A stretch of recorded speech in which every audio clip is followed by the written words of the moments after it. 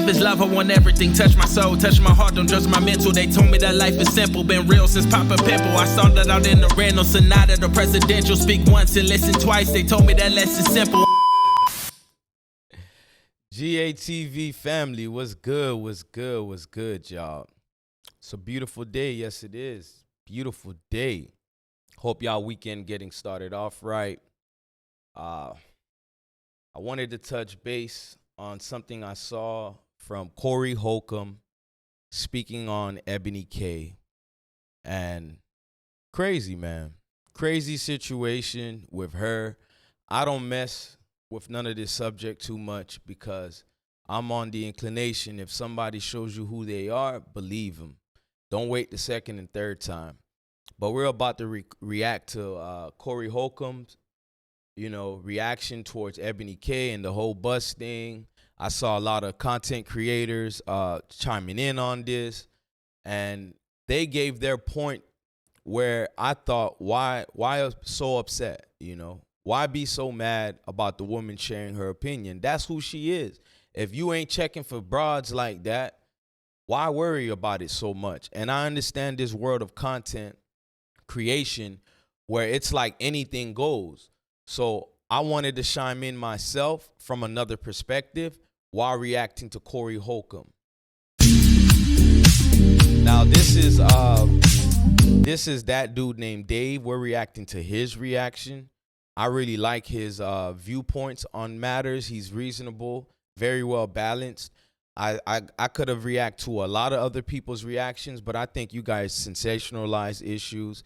You guys are with the theatrics, all animated. I'm not with none of that. We're trying to get to the core and root of what we're talking about, and hopefully the audience stays engaged.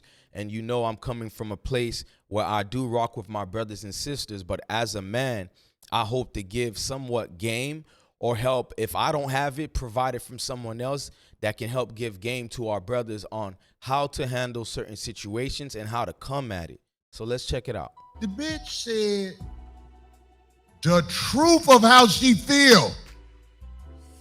Do you get this? Y'all don't miss this. The woman said the truth of how. Shout out that dude named Dave, by the way. Shout out to that brother. I just, I can't thank you enough for really showing me how it's done in this reaction world. The way you do your thing, brother, I like giving flowers, man. I'm not beneath of doing that. I like giving flowers, but let's continue. How she feel. And what is that? And got fallout. Because this is what she said. The Iyanla Vanzant lady, who is very intelligent, just listened to the bitch hang herself. Then she asked her, would you date a bus driver? I don't know if I sound like Iyanla Vanzant. Let me try to do my Iyanla Vanzant shit. You know what she sound, Marcus? You don't know how she sound like she just came. She got that sultry. Craig, it sound like she just came. She just came, like 5 seconds after the nut. Right, 5 seconds. Yeah. Would you date a bus driver? No, Craig's shit is accurate. She sound like she just came and she recovering. Like normally she'll be like, would you get me a rag? Come on now. Hey, I'm finna move past this. Right. Instead, she said, would you date a bus driver? All right. Let's move past that. So listen to what she said as Iyanla Vanzant answered that question. Her response was, if he drives the bus, if he owns the bus. What? Now, it ain't nothing wrong with the bitch said. Bitch, look, you hustle men. That's what you do. This when it started going even worse. Because when she said, if he owns the bus, there was a lot of people saying, they was writing in saying, oh, you bogus for even saying that and thinking like that. 50,000 people. Right, 50,000 people did. So she tried to clean it up. Facts. Everything she said dug her deeper in the hole. She started talking about everybody and what everybody else is settling for and talking about, oh, that's, basically she said, that's white supremacy if you settle for a bus driver. That's basically what she said. That's basically what she said. Crazy, man. I got to say something about it. Before Corey gets into it. Now, my initial complaint about the whole thing is, why don't y'all stand on what you say, man? It'll do you a better service when you come loud and proud about what you are saying. Stand on it. Stand on it. That's the problem, you know, a lot of folks have. You make some people see as a pivotal point, opinion, whatever, and now it's flabbergasted. Everybody's sharing content and they're criticizing your views. They wouldn't have nothing to criticize if you stood on it. I don't apologize for when I was younger, right? I would deal with certain females, dare I say, that been around the block or two. And I found myself enjoying their conversations more because they never apologized about who they engaged with sexually, intimately, whatever, what they did to get money. Now, would I like to see them do other things, which I have made myself clear to them? Yes, of course, I want to see them do something better. But I find people like that, whether it was the drug dealers I was around, I find them more sincere than the folks really trying to uphold an image that they're nothing about. I'm telling you. Of course, I don't want to see those folks, whether it's the drug dealers, the prostitutes, the strippers, etc. I don't want to see them engage in that lifestyle. And I've done my best to help hopefully combat them away from said lifestyle. But when you're having a conversation with people like that, I find them to be the most sincere people, most realist conversations I've ever had with those people. Even the homeless, I'm telling you, it's the folks coming out here portraying one perception and then changing it up. Had Ebony K stood her ground on what she said, it's plenty of women that are quick to tell us what they want in a man, how they see a man. And the thing is, y'all don't know how to stand on that. First of all, there was a lot of people caking for you. Oh, she didn't mean it like that. Y'all stop caping for her, man. She meant what she said. Facts. And what proves that she meant what she said, because everything she said after that ain't do nothing but say something even worse. A bus driver in the United States of America is a boss in most communities. 100 grand a year, you're a full-time bus driver. That's a boss in most communities. Yeah, that's a good Anybody got job. no money? Medical coverage for the whole family, everything. I'm talking about the people. Most bus drivers who I know currently. Let me just say this, and I'm not trying to chime in on you know, Dave's opinions, because obviously I'm doing my own piece. Let's get this straight, because I know Dave and Corey and them said most bus drivers make around 100,000. Those are exceptions, and as you all know, the exception doesn't make the rule. The average income for a bus driver, let's get this straight, is around 50 to 55,000 a year, and that's just an average. Now, if you're making other moves, promotions, etc., or doing your own thing, who knows? You probably make more, but that's the average. We don't need to inflate the numbers to prove our point, and that's what's throwing folks off when they're watching these reactions and thinking, oh, I'm gonna make my own point based off what they said. Nah, the accurate, definitive numbers for an average income for a bus driver is around 50 to 55,000 a year. And just to piggyback off what Corey said, he said the average bus driver is a boss. Look, we don't need these little cute, you know, words attached on to any man that's working. That is the point that we stay missing. We gotta, I guess, make it official by saying, oh, that's a boss. No, man, that's a brother that's working, that's providing for his family with benefits. There's nothing wrong with that. And only in our community where we demean folks for making an honest living. You don't know what these folks are doing on the side to bring in money, legally, by the way. But we got to sensationalize the titles that they have. You know, we can't just call a brother a bus driver and let him or her receive the respect that comes with it. We got to say something like, oh, that's a boss. You don't got to do all that, man. Where I come from, a working man is a working man, a well-respected man. We got to come back to that. That's what we need. Again, we don't need to sensationalize it and say, oh, that's a boss, to combat Ebony K's opinions. Who cares what that broad had to say? That brother or sister, but in this case, brother, is a working man. Whatever happened to where a working man is just respected? Whatever happened to that? I don't care if you call him a boss or not. That's a man. Let's get back. Ain't nobody. That's a glamorized picture of her. Yeah. I seen how that bitch look at the Breakfast Club. She don't look like that. Nah, no, she don't. That's a made up picture of her. Yeah. Yeah, buddy. Kevin Samuels is speaking from the grave on these hoes. Them hoes talk shit about him when he died, all them raggedy bitches. But Facts. his message still is relevant even more today. I agree. Because that bitch ain't said nothing about love. Man. Every answer she said was about something else but love. The bitch ain't got no love in her heart. She The don't bitch want pointing it, at everybody. obviously. Yeah, she don't. And I mentioned this all. A lot of these people, it's not just women, it's some men too. But for the sake of the argument, women, black women, when they come and tell you their wants from and of a man, love seems to be the missing ingredient. And we're in a day and age, it's like, what the hell is love? So I want to curtail that word. It's not about love. It's about the partnership. It's about the companionship. It's about somebody that's going to be there for you. You can use it as love, but I look at the bigger picture. When you're old and gray, who's going to be there to help you, support you? Some of these women that comes to these panels with their opinion on what's the ideal man, they won't really give you an insight into how their so-called love life, dating life, personal life looks like. They won't show you. They're not going to talk to you about the multiple men that just played them for that cookie. They ain't going to tell you that.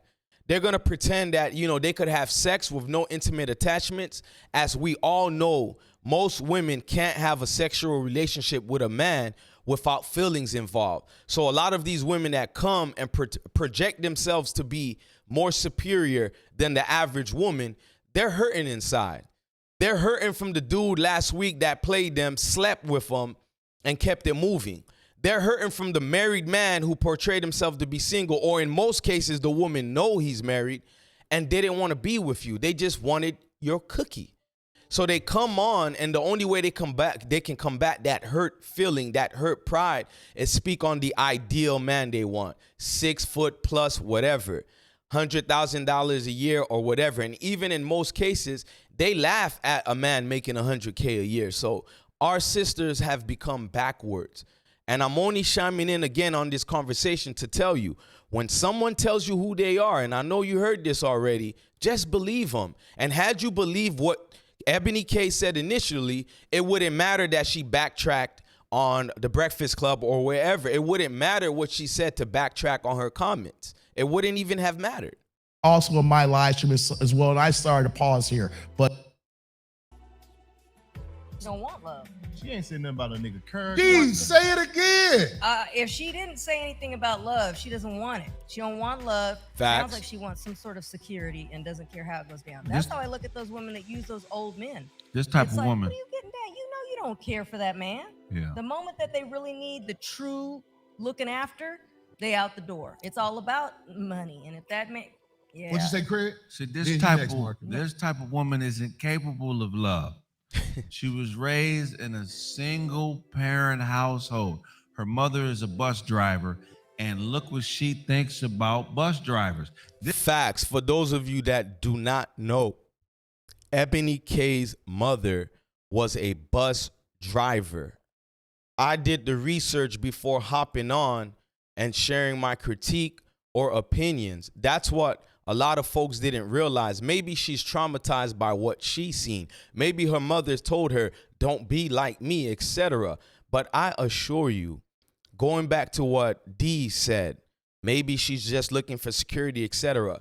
But eventually, the money, the clout, the idealistic version of a man that you want, which is what society threw at you through corporation, through media buildup, through magazines, all that fades away when you're looking at other couples, no matter their ups and downs, but they're together, raised a family. Those women will be the bitter women that Kevin Samuels talked about, 50 plus or older with a cat or a dog looking them in the face. And most times, understand, these people are found dead in their homes, maybe 2-3 days later, because there's nobody truly around. All that propaganda they tried to feed you about how they got all their ish together, how they are the top of the block. They're not. they're hurting, man. And I understand pain, man. They mask it with all these words and terminologies of what is a woman, a boss woman. All that means nothing. I know for a fact every woman needs a man. And maybe it doesn't make sense to some men when I say this. Eventually, all men need a woman. Why do we all go against the grain? You don't hear white folks promoting this stuff. You don't hear Asian folks promoting this stuff. Hispanic folks promoting this stuff. It's only in our community. A lot of times the mother has to put more pressure on the child by giving them adult responsibilities, and that causes them to hold resentment towards the parent. This is Facts. clearly a woman that hates women, and she's using men as a scapegoat. Because her mother, like you say, ran her father off, which in turn put her mother in a position. That's the deeper pain that I was referring to, y'all. Position where she had less time to spend with her because she had to drive buses. Hence, she hates bus drivers. So this is a situation where she's doomed. She doesn't know how to love. She views things as being valuable and not people. And that's why she keeps talking. As most of our black women in the community, they haven't been trained or taught to love properly. That's why they lash out or come in these so-called spaces, dating advice spaces, relationship advice spaces. And you notice most of the folks talking about dating and advice and all that stuff in the black community as it pertains to relationships, their relationship life and dating life is upside down. Pay attention to that. About material things like money, love, and how money. Everybody else is fucking up. Exactly. Marcus, go ahead. I know you want to say something, bro. Yeah, Poor Marcus. I feel like some people raised on struggle and not love. They don't. And when you raised on struggle and not love, that's what you put your that's what you feel is value. Everything materialistic. That's value to you. So when you see, well, most people that's raised on. I didn't say everybody did. No, but most you people said struggle. raised on struggle. Go ahead. Yeah. I'm He means raised on. like a lot of people thug it out. You know, I've heard this term all the time. Oh, we thugged it out. But while you were thugging it out together, man, woman, how did the children view it? Did they view it as thugging it out? Did they see love, compassion, you know, or did they just see nothing but struggle? And when I say struggle, I don't mean not being able to pay bills. I mean the arguments, the nonstop arguments, the putting one another down in front of the children, the not supporting the children while you're going through your, you know, heartaches and hardships. Have you put time aside for the children to not see that? And a lot of times, children reciprocate what they see. So we have trauma that we pass down. And unfortunately, man, I always wonder, will the cycle ever be truly broken? All I see is new channels popping up about, you know, what's ideal for this, for that. But nobody speaks about how all of this affects the younger ones coming up. That's one thing I noticed. I don't know if it's my professional child advocacy hat that I'm looking at it in, but I wish we paid more attention to that angle of the arguments. We like to say the children are important, but we over here trying to fix broken men and women. I'm under the inclination that that's kind of hardly ever done, honestly. I didn't say everybody did. No, but Most you people said struggle. raised on struggle. Go ahead. Yeah. I'm listening. Most I'm people raised forwarding on through struggle feel Marcus, that way. man. He's They a feel puppet, man. I'm trying to hear devil his advice. just cause that's yeah. I wouldn't take back an ounce from my childhood. I remember when my mama stretched that welfare check that whole month. And it's very hard to stretch a welfare check for a whole month Man. when you got hungry, healthy kids. Yes, sir. Yeah. The struggle is beautiful. The struggle made me who I am today. Me too. Shout out to Talib Kweli and shout out for Corey Holcomb for saying that. Talib Kweli had a nice album called The Beautiful Struggle. And understand, you know, you can find beauty in that struggle, but if you don't address the trauma that came with it, all of that is just hollow words. Honestly, it's just hollow words. I used to write poetry like that, talking about the beautiful struggle. I wouldn't necessarily change too much of what I seen in terms of what keeps you grounded, what keeps you humbled through the struggle. But would I have changed some of the trauma that has affected me today in my relationships that I have, even to the point sometimes, and I won't even say with my daughters, I'll say with my sons, it has made it hard to sometimes be able to talk to them. Even with all the educational background that I have in child welfare, I've had so much trauma where my father was, you know, quote unquote, a manly man. So there's not a lot of feelings we talked about. Has it made me stronger? Yes, but in other areas, it made me weaker. What do I mean? In terms of when it's time to speak to my sons, sometimes, you know, it feels odd for me because I never really had it where me and my father talked about, you know, trauma.